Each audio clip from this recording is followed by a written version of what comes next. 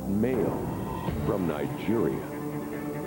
Promises of instant wealth. Ton of gold. 4 times what you put in. Uncut diamonds. Cash. From someone you don't even know. How much of your own personal money did you put into this scheme? Over $200,000. Tonight, The $30 million is in cash? Tom Clark traces the trail of deception. Oh my gosh, look at that. Uncovering a world of shady dealings. $30 million in cash. Heads up. And life-threatening situations.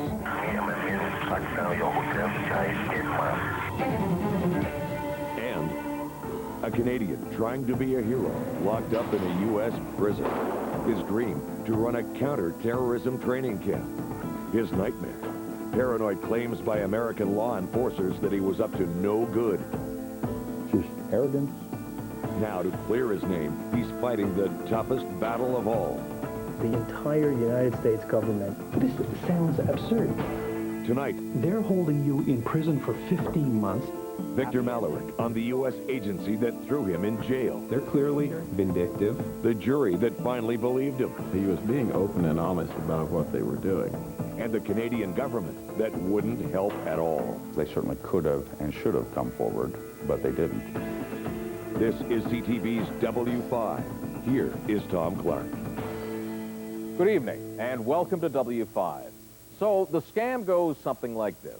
You get an email from someone you've never heard of before who claims to be from Nigeria or Ghana or Zaire, who claims to have a treasure worth millions of dollars, and he wants your help. The problem is that all that money, that fortune, is stuck in Amsterdam or somewhere in Africa. But if you can provide a little seed cash, say $20,000 or $30,000, well, that's enough to grease the wheels to free up that fortune, and you'll get a cut, as much as 20%, worth millions of dollars. Actually, this is an old trick. It's known as the Nigerian scam, but lately it's been given a new spin that's paying off for the crooks. According to police, in the past 2 years, reports of the Nigerian scam are up by 900%, and the ripoff is now being fronted by Canadians, eager to cash in on what's known on the police blotter as the 419 fraud.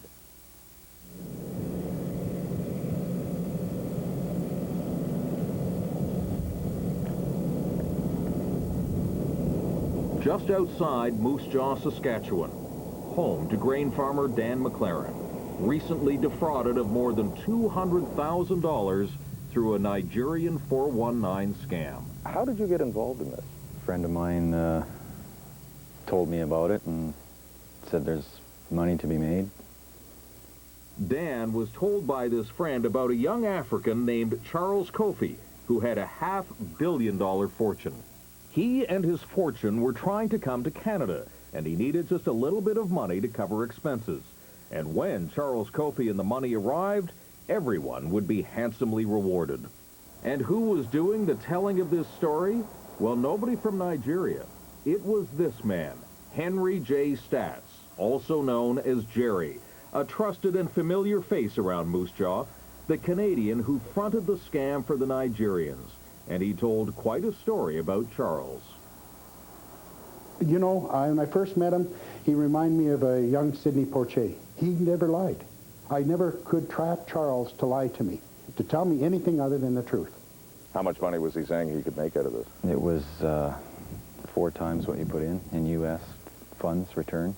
Not bad.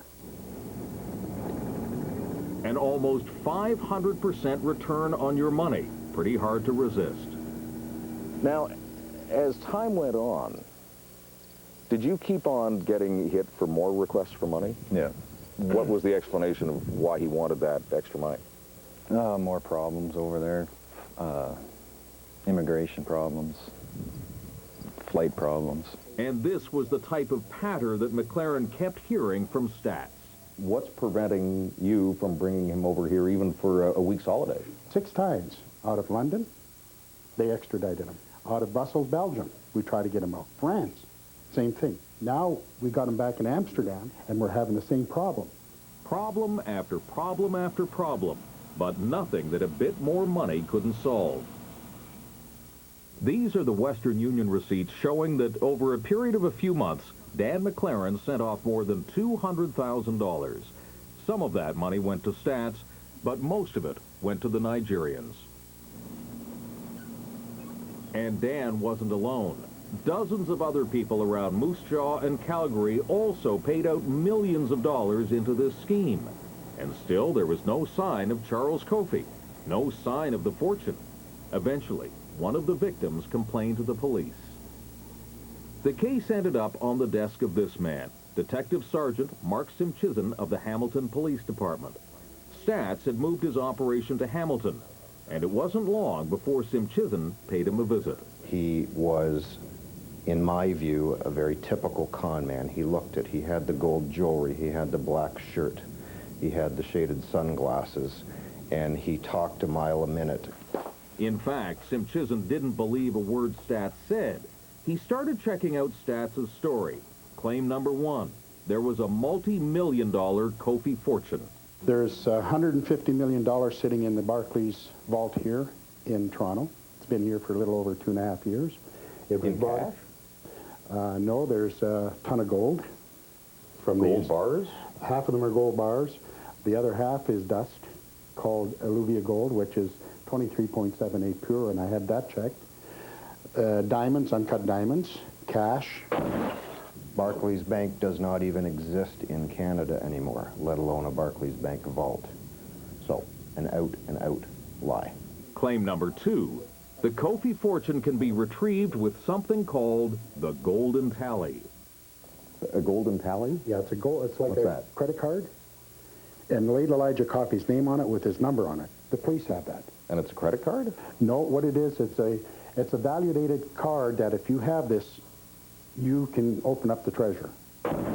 This is the key to... This is the Kofi, this gets you into the Kofi fortune, right? This gets you into about, if you listen to Jerry Stats, about $500 million in gold and diamonds and cash, etc. This opens up the vault. Now, what will this card, this Golden Tally, actually do? Absolutely nothing.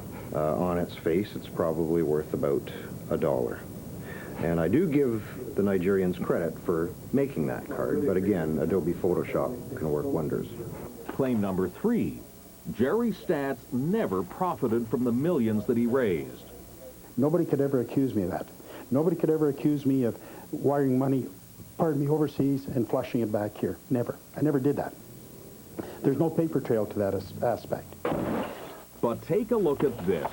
Page after page of hotel bills detailing a lavish lifestyle by Stats and his friends in Europe. This was a 2-month stay, and that's worth about $120,000. So, $120,000 in 2 months in hotel bills? yes. Oh, now you're talking about expenses as well. You're talking extravagant room service, pretty much daily, extravagant bar service. They came home with diamonds and watches and a lot of other trinkets. Altogether, the hotel bills, courtesy of victims like Dan McLaren, totaled more than $300,000. Detective Simpchism concluded that the whole Kofi story was a con, and on August 21st, 2002, he had Stats arrested and charged with conspiracy to commit fraud. Stats pleaded guilty, and he admitted in court that the story about his Nigerian friend Charles Kofi and his fortune in Amsterdam was a complete and utter fiction. He served a mere 10 months in jail. According to police, he continued to run the Kofi scam even while he was behind bars, using the jailhouse phone.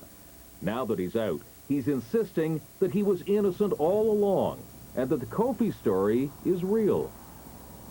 What do you figure he had taken out of this community and other communities across Canada at that point? Conservatively, $10 million, probably $15 million fraud that he was involved in. And that may not have been the only Nigerian con that Stats was connected with. He had a company called East West Commodities, and he and his partner claimed that the Nigerian government was refusing to pay them for a contract worth $45 million. And so they were raising money, ostensibly for bribes and court cases to try and recover the cash. Now, they also had hundreds of documents from Nigerian officials seeming to back up their story. The only problem was, according to the police, all these documents are fake. There never was a contract in the first place. Alec Gibb bought this phantom contract story, and from his ranch here in Smoky Lake, Alberta, Gibb gave his trust and his money to East West Commodities and Jerry Stats. And approximately how much of your own personal money did you put into this scheme? Over $200,000. Was there anything about their demeanor, though, that made you think that these guys are maybe playing on the wrong side of the street? No, I only met with Stats maybe 2 or 3 times. And any concerns the investors had were met with a wave of bafflegab. You said, we need this money because we've got to pay off people in Nigeria in order to get it out? What had to be paid off was port of entry because he had shipping fees.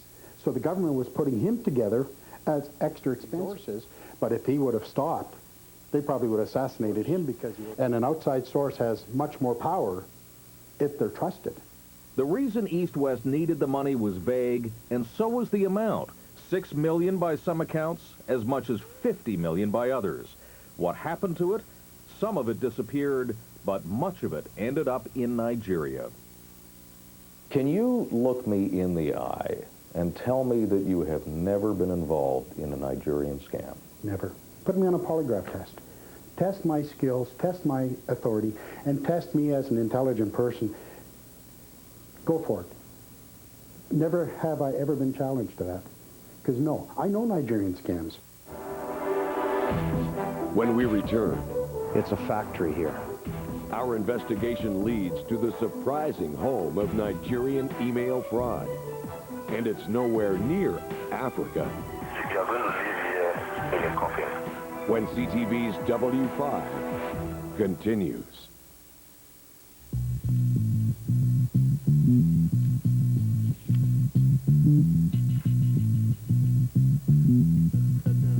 Miss McGee, will you bring that to the front, please? Tampax Compact is so discreet, only you'll know it's a tampon.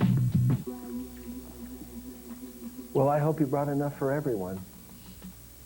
Enough for the girls. Small size, big protection. The one, the only, Tampax Compact.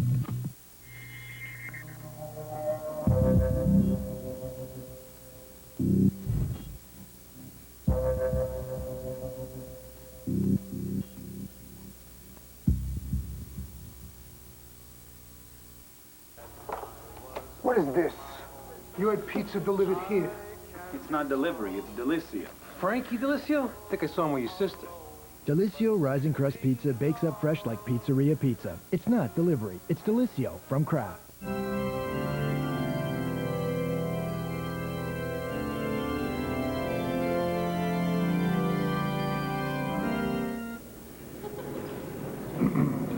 What? Could your energy consumption be more efficient?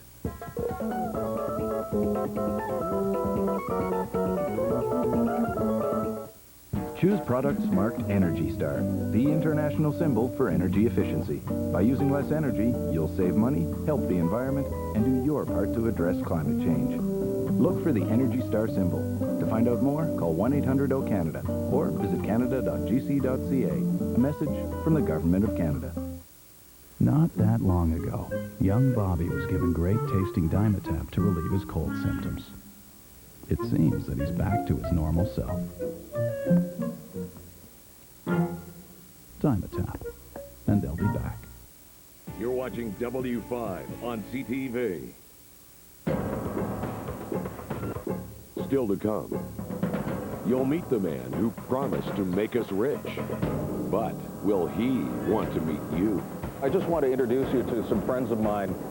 What's the matter? When CTV's W5 continues. I barfed all over the teacher's desk. I throw up when there's a bug in my tummy. All over Daddy's car. For vomiting, nausea, and dizziness, Gravol helps mommies feel better. Why use peroxide strips, paints, or complicated bleaching kits? When Arm & Hammer Extra Whitening Toothpaste saves you trouble and cost. Now 3 shades whiter with just 1 tube. Prove it with our whitening guide. Get extra whitening. 3 shades whiter, 1-2, guaranteed. How you doing, Paul? Sticking with aspirin? For doctor-supervised daily preventative therapy? Every day. Ow! Tennis, right? Yeah. Given your medical history, even though you're on coated aspirin daily low dose, you can also take aspirin for pain relief. Really? Both? Yeah, aspirin relieves pain right at the site. Thanks. We'll see you next month. Ask your doctor if also taking aspirin for pain is right for you. I'm glad you like it. What you got there? Oh, this is our double-seasoned chubby chicken. It's really delicious. See, we season it not once, but twice, so it's full of flavor. You want some? Sure.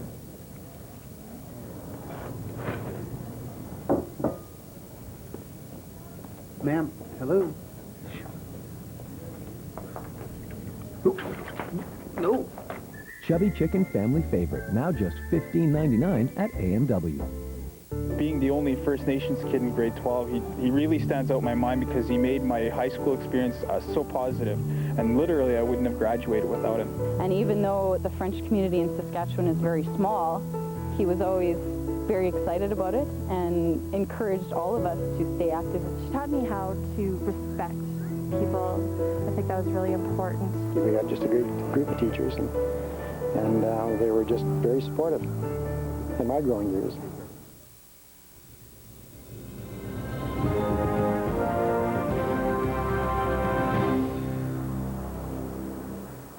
Detective Mark Simpchism of the Hamilton Police Department has uncovered a massive Nigerian fraud fronted by a Canadian. He's arrested the Canadian connection, and now he's looking for the Nigerians that he believes orchestrated the scam. The paper trail has led Simpchism here, to Amsterdam, where Charles Kofi is supposedly living. His first stop, police headquarters, meeting this man, Inspector Rene Vandervouw, head of the fraud squad. Kofi, K-O-F-I, family name. Simpchism has little to go on with his search. A name, Charles Kofi, which he's pretty certain is fake, but it's all that he's got. Charles. No hit. A dead end. In fact, Vandervouw suggests that Simpchism never really had much of a chance of finding Charles Kofi in the first place. There are, he said, thousands of Charles Kofis in Amsterdam.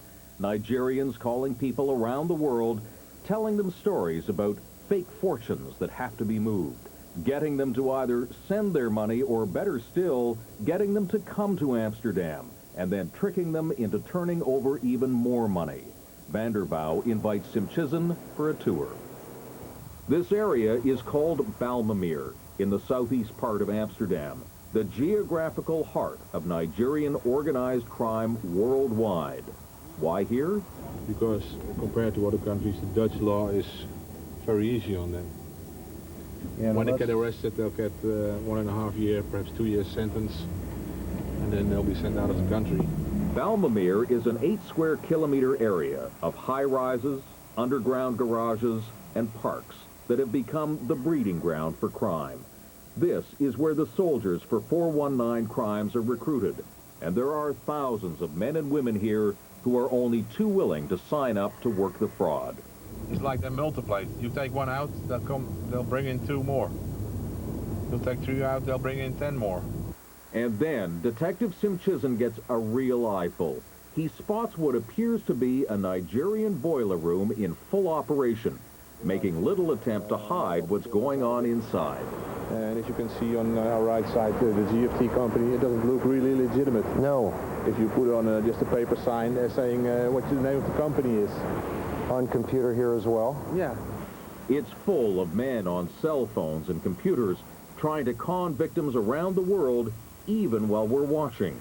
But almost immediately, they become aware that we're here. Heads up, Mark. 2 Nigerians, security, we're told later, come out of the building and want to know what we're doing watching them. They've recognized Vandervouw as a police officer, and so they're polite. But look at this. They're not the least bit concerned about being arrested. The activity in the boiler room continues the whole time we're there. Now that Simpchism has seen the who and the where of Nigerian crime, he wants to see the how. And that brings him to this man, Kees Schepp of Dutch Intelligence. Schepp shows him what happens once the victims have paid their money and go to collect their part of the Nigerian fortune. You're shown your share, millions of dollars, but all covered with black ink.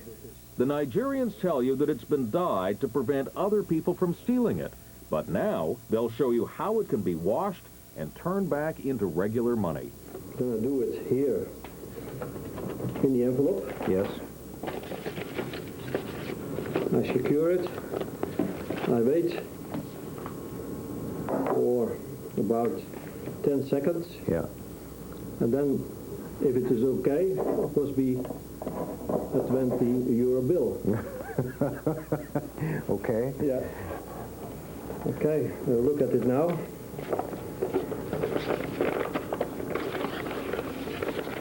Oh my gosh, look at that.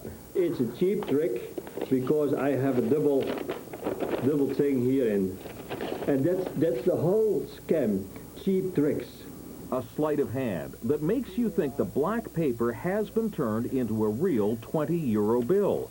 But the Nigerians charge up to $50,000 for the magical cleaning process, and so-called cleaned money that victims do see, nothing but flash rolls, a bill on top, a bill on bottom, and in between, blank paper.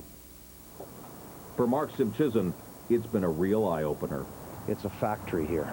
It is a 419 factory. When Renee told me that this is now the hub of 419 frauds, pretty much for the world, I was a little bit hesitant to believe him, but after seeing what we saw, I'm convinced. I'm not going to stop it. Most of the victims of this crime are overseas, like in Canada. There are very few Dutch victims. And as a result, there's not much of a political will here in Holland to tackle this problem seriously. The Dutch police are doing the best they can with very slim resources, but shutting down Nigerian crime in Amsterdam just isn't going to happen. While the solution may not be here, the criminals certainly are. We wanted to track down at least one Nigerian behind this crime, and so we became the willing victim of a 419 scam. I answered one of those Nigerian emails that so many people get these days. Ours was from a Tom Mobutu, an exile from Ghana living in Amsterdam with a $30 million fortune. He needed some help getting his fortune to Canada and was prepared to pay handsomely. Posing as a businessman named Robert Williamson, I offered to help. And within a week, we were in phone contact with Mr. Mobutu. Is there any cash or securities involved? 30 million. Okay, so but the 30 million is in cash? It's in cash. It's $100 bills. So all I had to do was ship his money to Canada, and I would earn $6 million. But a few weeks later, suddenly the talk turned to some outstanding fees that were owed. 15,200 euros. 15,200 euros. 15,200 euros. Tom Mobutu insisted that I come to Amsterdam as soon as possible with the money. And so I did, to meet Tom Mobutu, according to police, a member of an international organized crime group, a group whose primary purpose is to defraud people like me. I called his cell phone and told him that I would meet him in a cafe on Dam Square, just across from the Royal Palace. Although police had told me that Mobutu was unlikely to be armed, they did tell me that he would have security backup. And so I wanted everything to happen in a very public place. The meeting was set for 10 a.m., but 10 a.m. came and went with no sign of Mobutu. 10:15, 10:30, 10:45. No sign of Mobutu, but there are signs of his security patrolling Dam Square. These two have been circling the square, watching me in the cafe for well over an hour. Mobutu was now 45 minutes late. Time to call again. Tom, I'm waiting for you. Where are you? In 5 minutes? Okay. He says that he'll be there in a few minutes, but within seconds of hanging up, in walks a man who sits at my table. Hi. Are you from Mobutu? Yeah. Mobutu is nervous. He doesn't want to talk. He keeps telling me that we should discuss the details with his attorney, who is waiting for me at the shipping company. But posing as an equally nervous businessman about to hand over $25,000, I press him to tell me again just what the deal involves.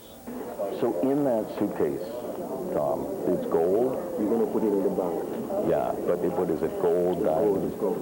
Just gold? Yeah, some diamonds. Some diamonds. Yeah. And then how much in cash is there of the marked bills? 30 million in cash. Okay, in 2 boxes.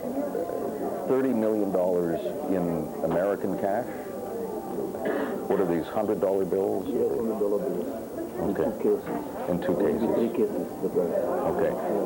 And out of that $30 million, let's just be clear, how much is mine? Yours is 20%. 20% of the $30 million.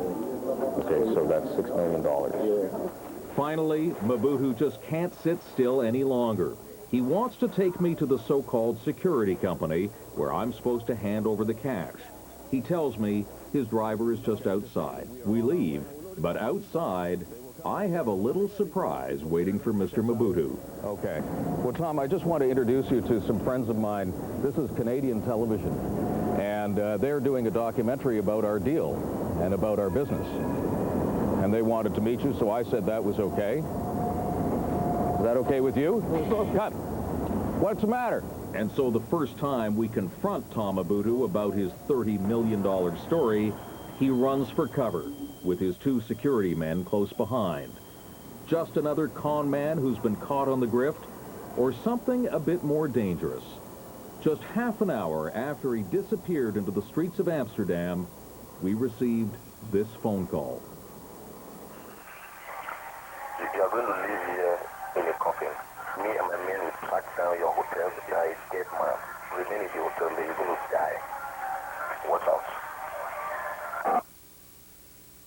So, how do you protect yourself from the 419 fraudsters? Well, it's pretty simple. If you get one of those emails, just press the delete key. We'll be right back. When we return, this Canadian trained Arabs to fight terrorism, but the ATF got nervous and put him behind bars for more than a year. We can pretty well do damn well as we please. How he finally found justice. I think that they tried to instill some fear in us as a jury. When CTV's W5 continues. How you doing, Paul? Sticking with aspirin? For doctor-supervised daily preventative therapy? Every day.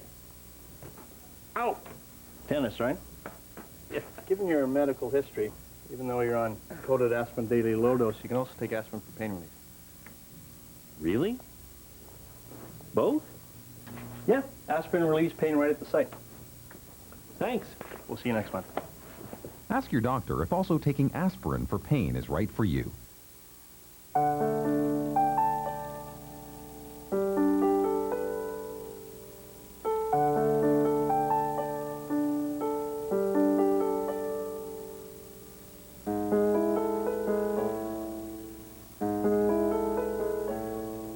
Help others to have memories as precious as your own. The Kinsman Foundation's planned giving program, helping people every day. I'm going to show you how to eat an Oreo. First you twist it, then you lick it, then you dunk it.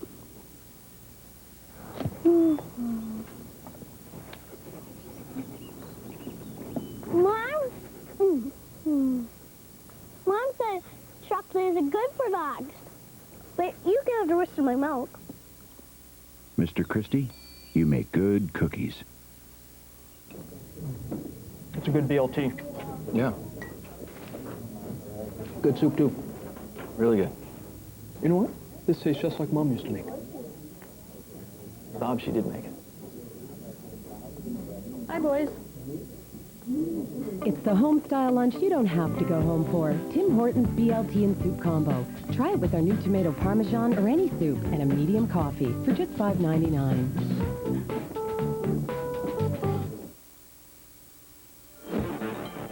Still to come, imagine being wrongly imprisoned in the U.S., cut off from your family back home. Would your own government help? Canadian Department of Justice could not have been more harmful. When CTV's W5 continues. For dry skin itch, relief is here. Lanacane Cream stops dry skin itch, stops all kinds of itching fast, so you can enjoy your day or feel comfortable at night. Lanacane Cream stops dry skin itch fast.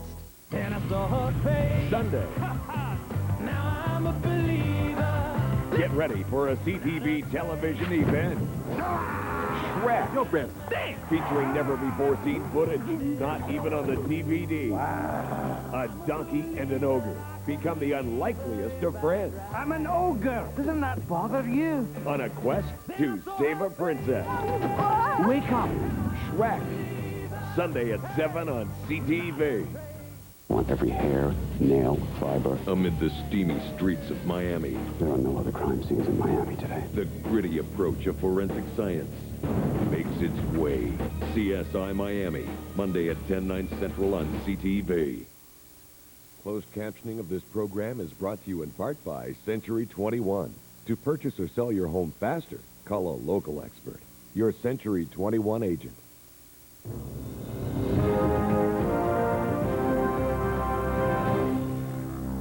Welcome back to W5.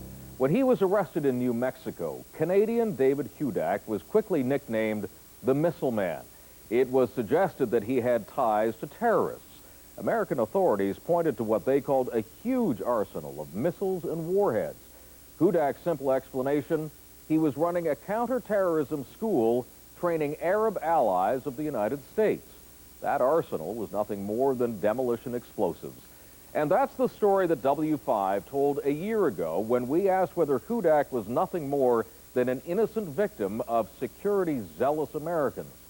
Well, tonight we reopen the David Hudak file, and what we uncover is outrageous behavior on both sides of the border. U.S. agents who targeted David Hudak despite the evidence that vindicated him, and a Canadian government that was only too happy to help. Victor Malarick now with The Innocent.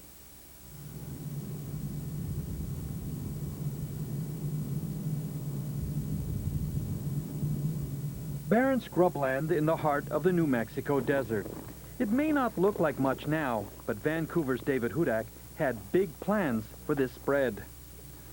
A series of 25-meter flat ranges, 250-meter rifle range, and down below what we call a hard target range, which is for shooting at vehicles, cockpits. This was supposed to be the base for David Hudak's dream, a counter-terrorism training camp. Today, that dream is all but fizzled, and Hudak's life has been turned into a legal nightmare. Instead of working at the camp, he spent most of the past year and a half locked up inside a U.S. federal prison. He refused to back down from a fight with the U.S. government, but he's still not free, not allowed to leave New Mexico. You still don't have complete freedom to do what you want to do, go where you want to go, and be with who you want to be with. To understand Hudak's incredible odyssey, we have to go back to July 22nd, 2002. 25 members of an elite military squad from the United Arab Emirates descended on an abandoned New Mexico motel. Blowing through doors and charging into rooms, the squad practiced hostage rescue and counter-terrorism techniques. It was all part of the training offered by Hudak and his company called HEAT. But to his surprise, the idea of heavily armed Arab troops receiving training in the USA triggered a lot of nervous jitters. After all, it was less than a year since the terrorist attacks in New York and Washington, D.C. Anti-Arab sentiment was festering in much of the U.S., and residents like Smiley Singleton found Hudak's training more than a little scary.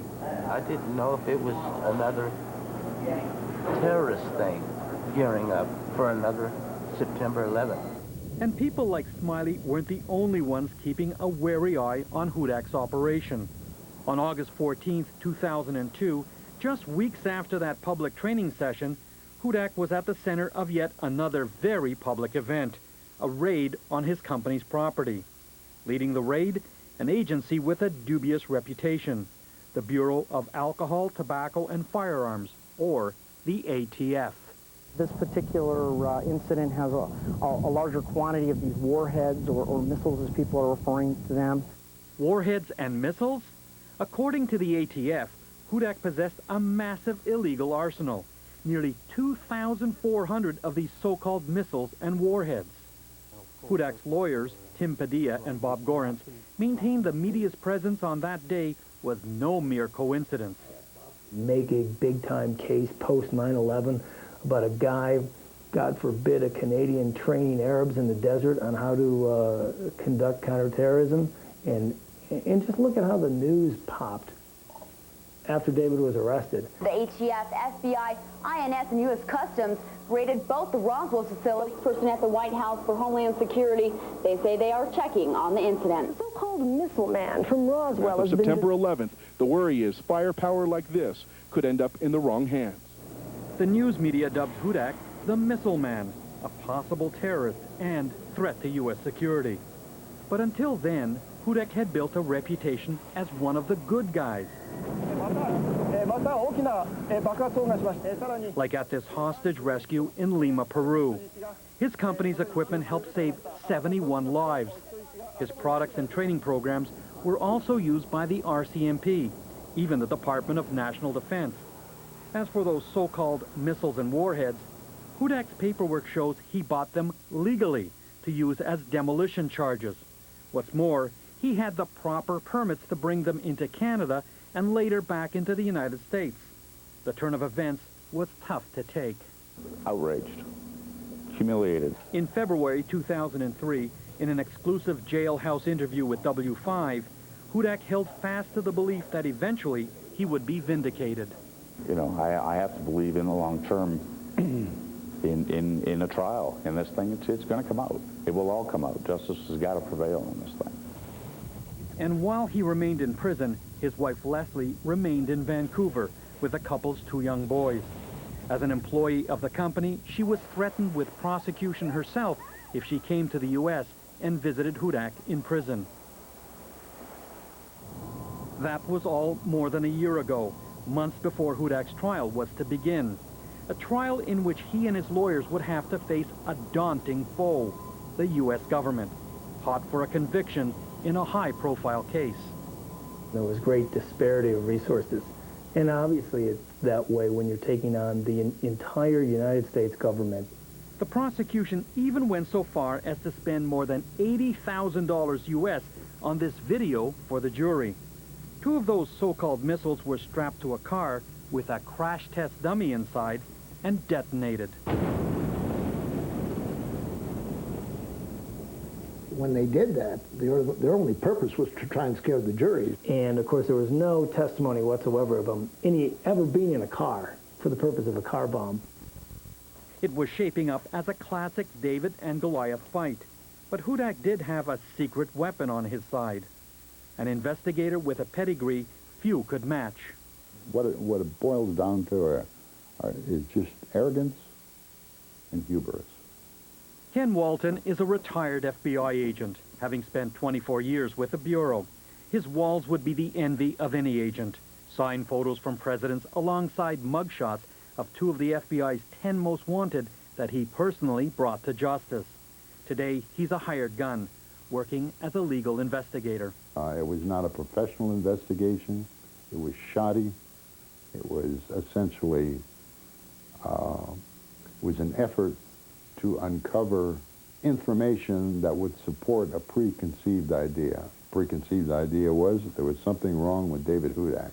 But at some time, as lead investigators are looking into a case, they can say to the prosecutor's office, look, guys, we don't have it.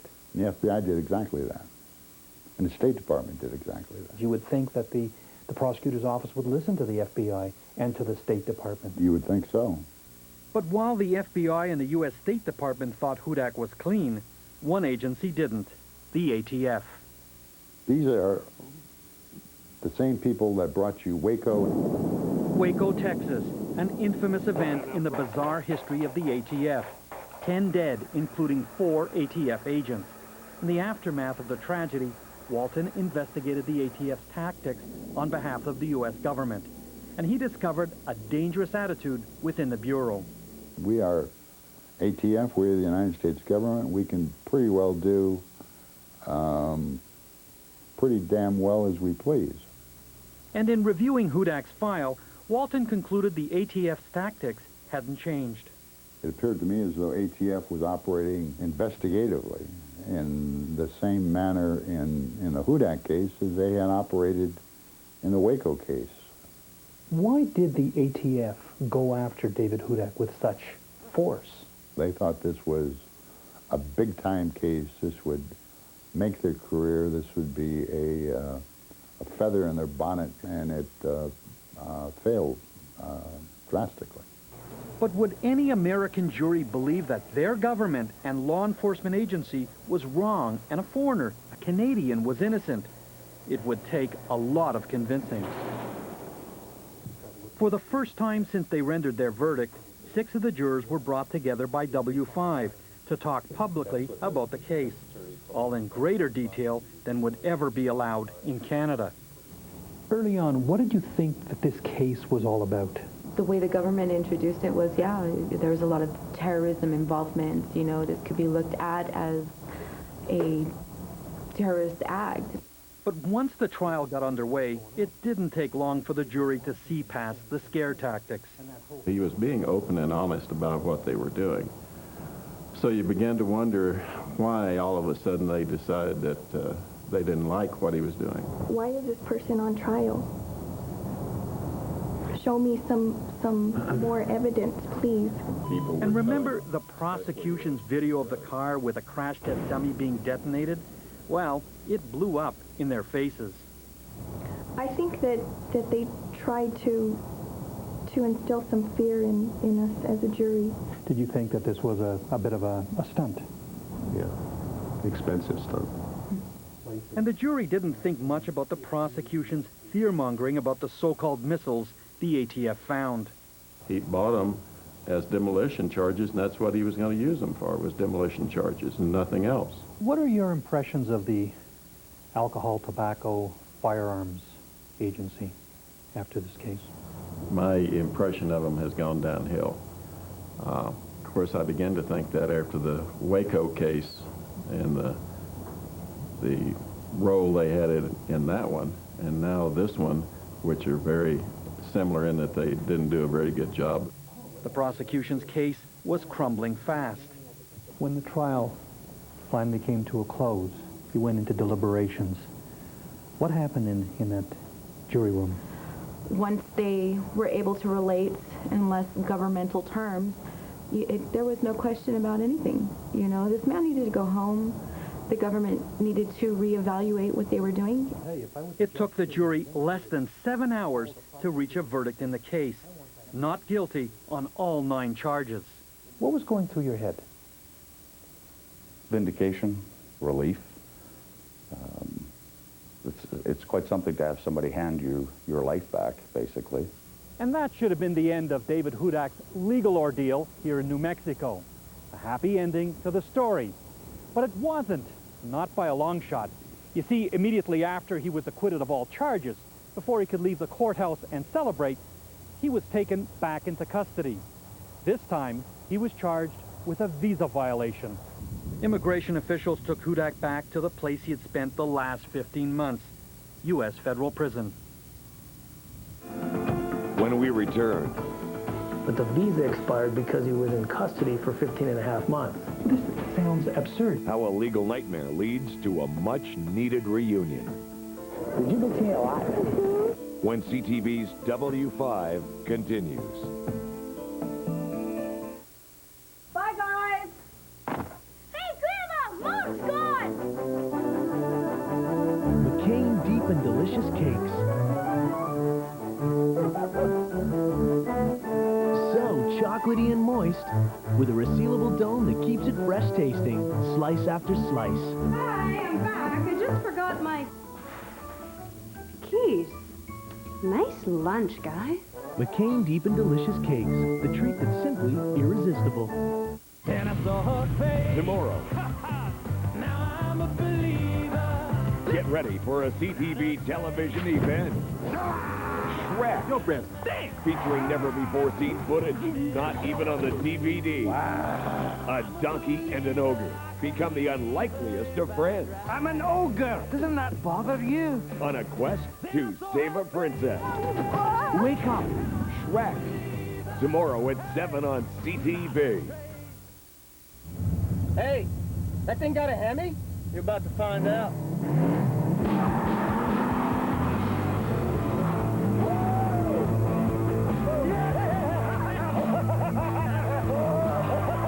Excuse me. Can I have my order, please? Dodge Ram with the legendary Hemi. Loved by those who have one, dreamt about by those who don't. Sweet.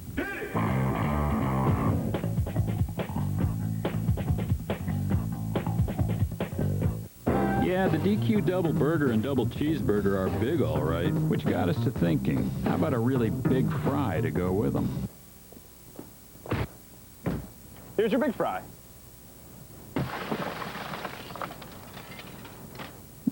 Maybe not. The thick and juicy DQ double burger for $2.49 and the double cheeseburger for just $2.79. Do one, then DQ something different. And finish off with a Choco Cherry Love Blizzard treat. The OC, Monday at 9, 8 Central on CTV. In just a moment, a wrongly imprisoned Canadian is finally allowed to see his family. But when will he truly be free? We'll be right back. The No Money Down event is on now at Sears. When you use your Sears card to buy any major appliance, sleep set, furniture, or installed home improvements, you'll pay nothing till February 2005. That's no money down. No upfront deferral fee, taxes, or delivery charges until February 2005. The No Money Down event. In store, in catalog, and online at Sears.ca. Offer on now at Sears. Did you know that 1 out of 2 adult Canadians is at increased risk of developing heart disease because they have high cholesterol? And that cardiovascular disease is the leading cause of death in Canada? If just one of the following applies to you, make the connection. And speak to your doctor about being tested for high cholesterol. Cholesterol testing could change your life. And above all, avoid hurting the ones you love.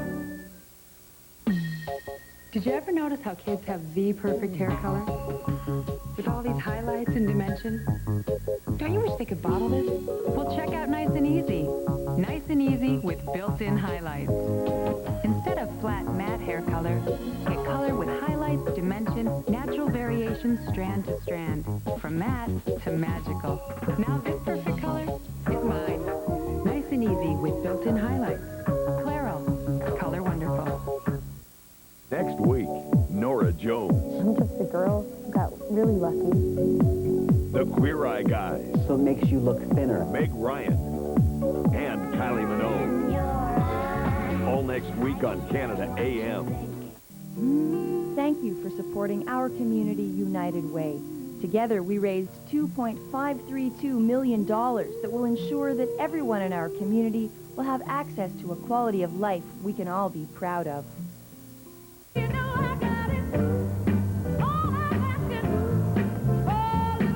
me, ma'am. Would you like to have my seat?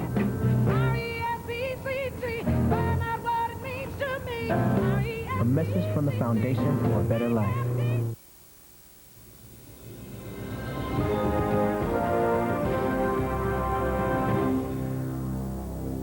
David Hudak stood tall against the United States government and won. But he was back in prison all the same, accused of letting his visa expire while he was being held in prison awaiting trial. His lawyers, Tim Padilla and Bob Gorence, were flabbergasted with the U.S. government's attitude. Let's just keep him in jail longer. And on this ridiculous immigration matter, that the idea that David is no longer legally in the country because his visa expired, but the visa expired because he was in custody for 15 and a half months. The jurors who found him not guilty were incensed. They're clearly vindictive. They clearly don't feel they should have lost. We requested interviews from the ATF, the U.S. Justice Department, and the prosecutor's office. They all refused to speak on camera, but we were issued this written response.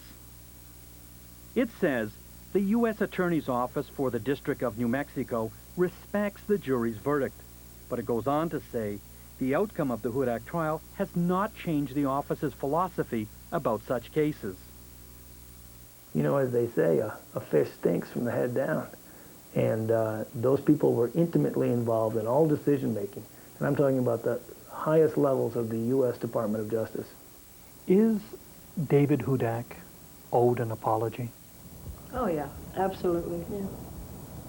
Without question. And perhaps, I think, ultimately, some sort of a compensation.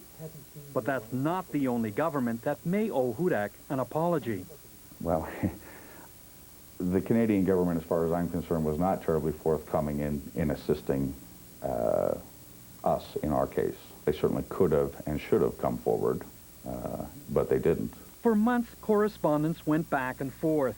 Hudak's lawyers requested 3 representatives from the Canadian government to testify for the defense. Witnesses who could confirm that those so-called missiles were in fact considered demolition charges and had been brought into and out of Canada with the full knowledge of the Canadian government.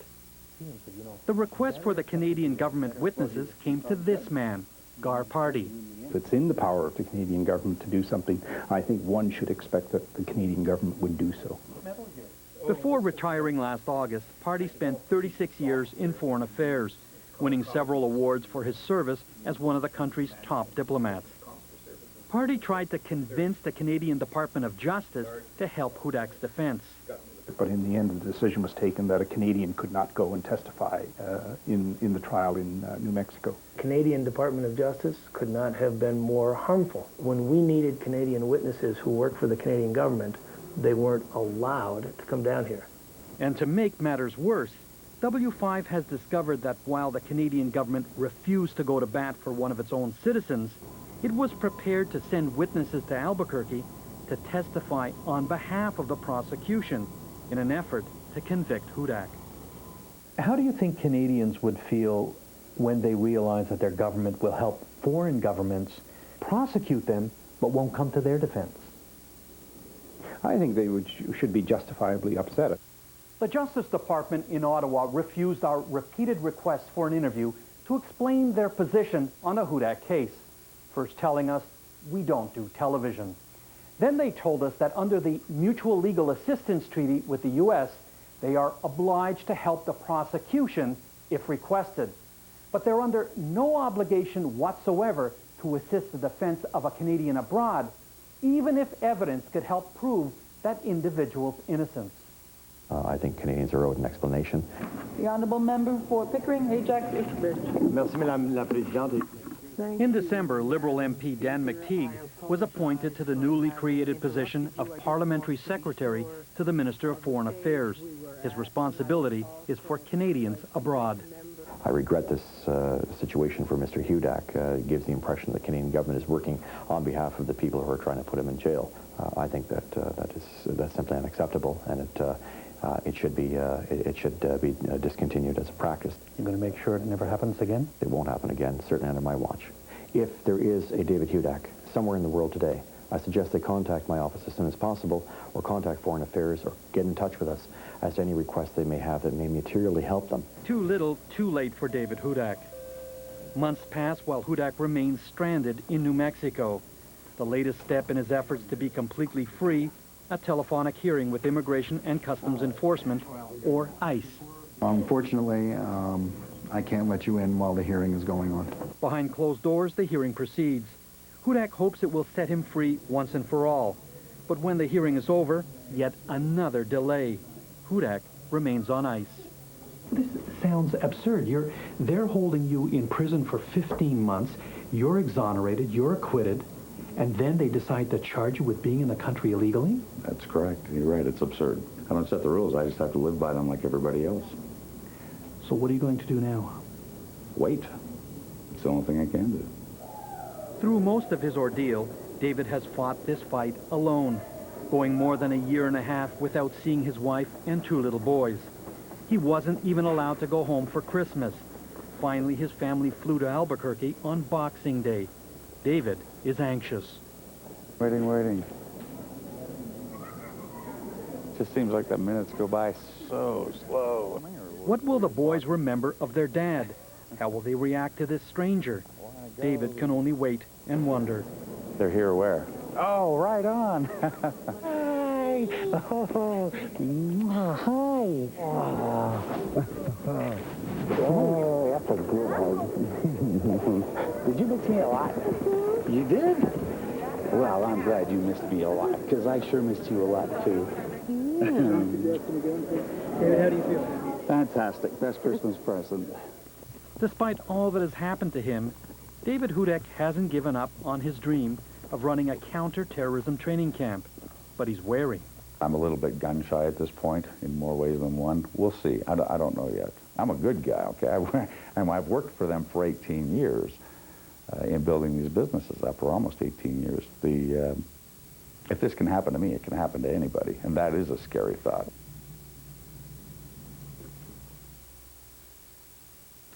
W5 returns right after this. See ya, hi. See ya. Oh, sorry. I like your shirt. Thanks. See you tomorrow. I like your shirt.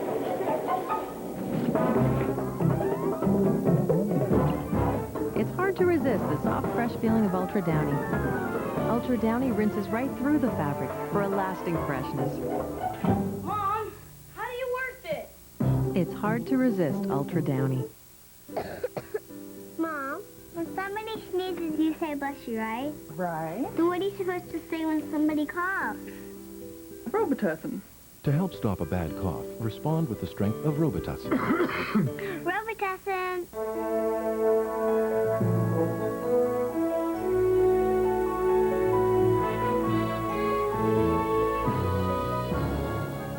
New Centrum Performance Multivitamin has arrived.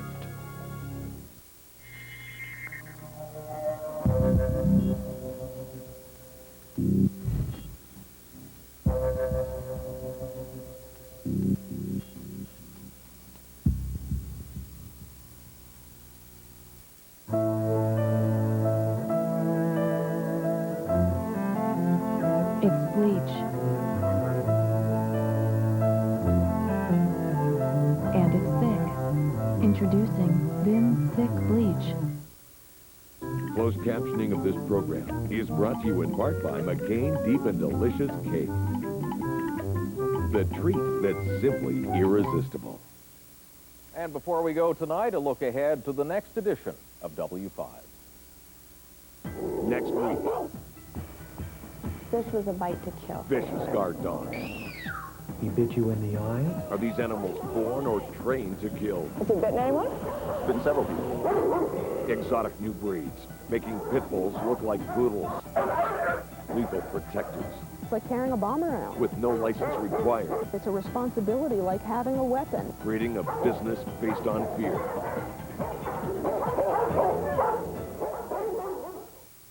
That's next week on W5. Remember, until then, you can also find us on the internet at w5.ctv.ca. For all of us here, thanks for being with us. I'm Tom Clark. Good night.